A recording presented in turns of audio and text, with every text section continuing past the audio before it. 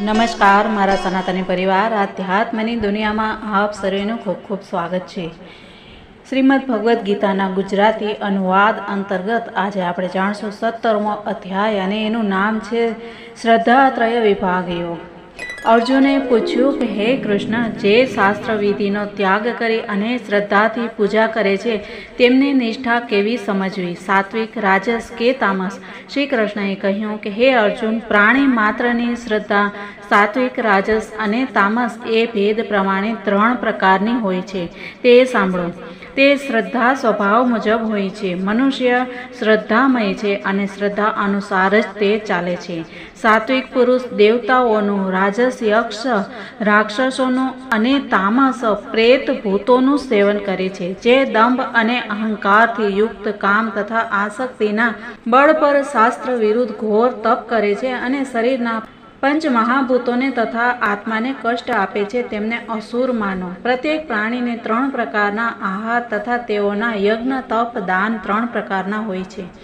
આયુ, સત્વ, બળ, આરોગ્ય, સુખ, પ્રીતિવૃત્તિ, રસવાળા, સ્નિગ્ધ, સ્થિર, હૃદયને આનંદદાયક આહાર સાત્વિક મનુષ્યોને પ્રિય હોય છે।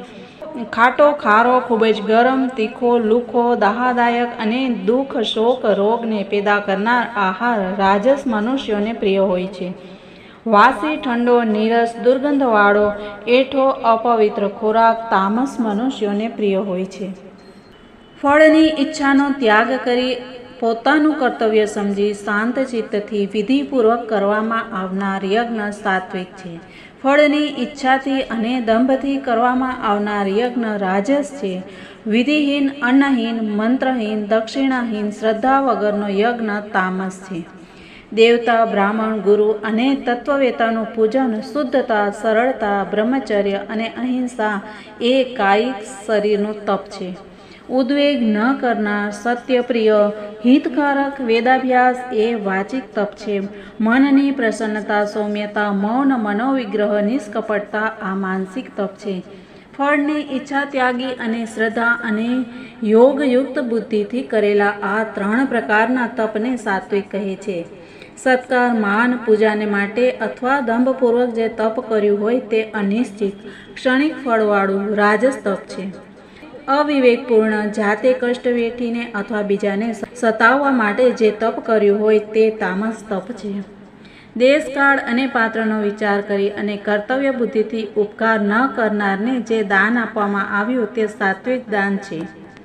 ઉપકારના બદલામાં અથવા ફળની ઈચ્છા રાખી મુશ્કેલીથી જે દાન આપવામાં આવે છે તે રાજસ દાન છે। અપવિત્ર જગ્યાએ, અપવિત્ર સમયમાં, સત્કાર રહિત અથવા તિરસ્કારની સાથે અપાત્રને જે દાન આપવામાં આવે છે તે તામસ દાન છે।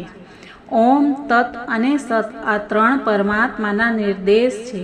આ નિર્દેશથી પ્રથમ બ્રહ્માએ બ્રાહ્મણ, વેદ અને યજ્ઞને બનાવ્યા। તેથી ઓમ શબ્દનો ઉચ્ચાર કરી અને વેદવાદીઓને શાસ્ત્રોક્ત યજ્ઞ, દાન, તપ ઇત્યાદિ ક્રિયાઓ સદા ઓમ એવું પરમાત્માનું નામ ઉચ્ચારી અને જે ફળની આશા ન રાખી અને મોક્ષાર્થી લોકો યજ્ઞ, દાન, તપ વગેરે ક્રિયાઓ કરે છે। સદભાવમાં, શ્રેષ્ઠ ભાવમાં, શ્રેષ્ઠ કર્મમાં સત શબ્દનો પ્રયોગ કરવામાં આવે છે। યજ્ઞ, તપ અને દાનમાં જે સ્થિતિ છે તે સત શબ્દથી કહેવામાં આવે છે તથા તેના નિમિત્તે જે કર્મ કરવામાં આવે છે તે પણ સત કહેવાય છે। હે પાર્થ, શ્રદ્ધા વગરનો હવન, અપાયેલું દાન, તપાયેલું તપ અને જે કાંઈ કર્મ કરવામાં આવે છે તે બધું અસત છે। આ કર્મનું ફળ આ લોકમાં કે પરલોકમાં મળતું નથી। ઇતિ શ્રીમદ ભગવદ્ ગીતામાં શ્રી કૃષ્ણ અર્જુન સંવાદમાં શ્રદ્ધાત્રય વિભાગ યોગ નામનો 17મો અધ્યાય સમાપ્ત।